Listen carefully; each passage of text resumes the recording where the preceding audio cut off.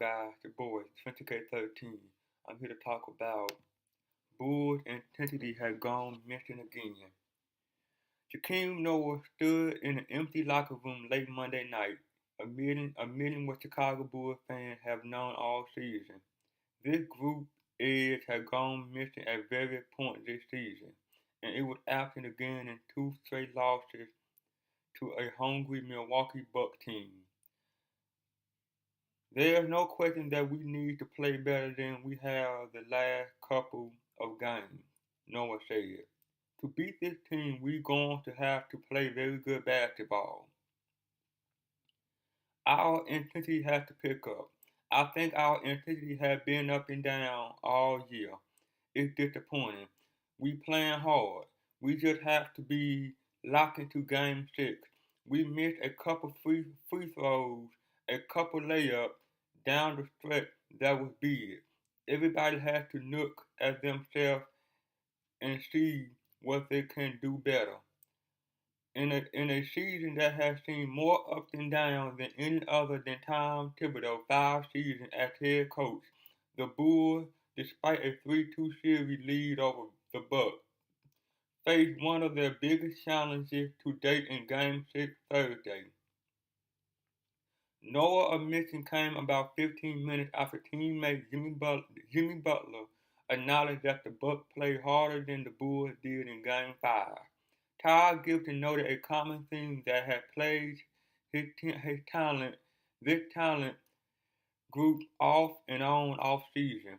At times, we just think we're a little bit too good, Gibson said.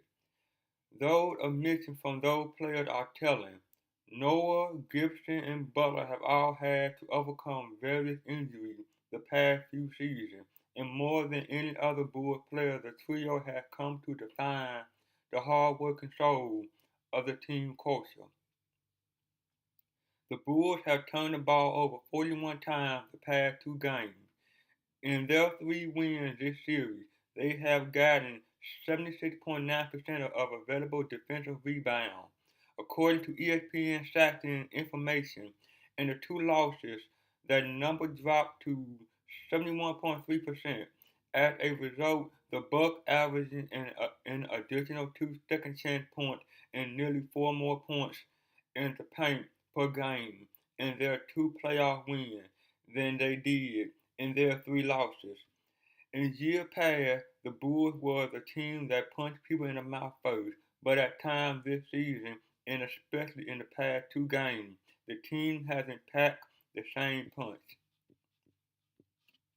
That's why, for as much pressure as there is on Thibodeau to rally his players and finish a series that his team led 3-0, there's also more pressure on Noah, Butler, and Gibson to bring their team together.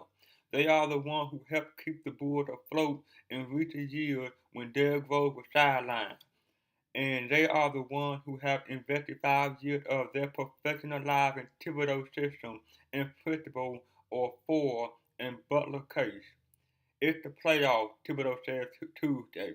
If you in the playoffs, you a good team. So there's nothing easy about the playoffs.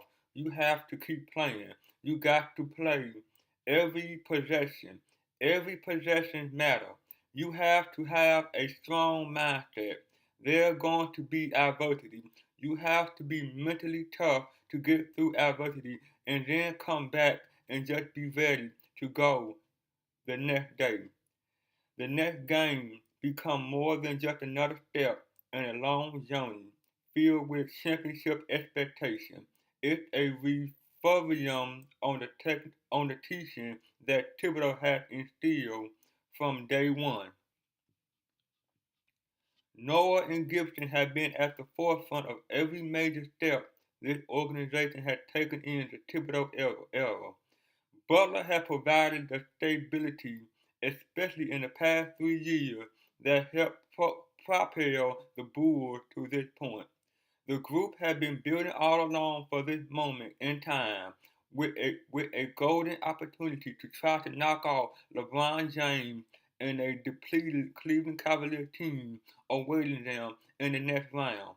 The Bulls have the talent to accomplish all their goals, but do they have the extra drive every championship caliber team needs?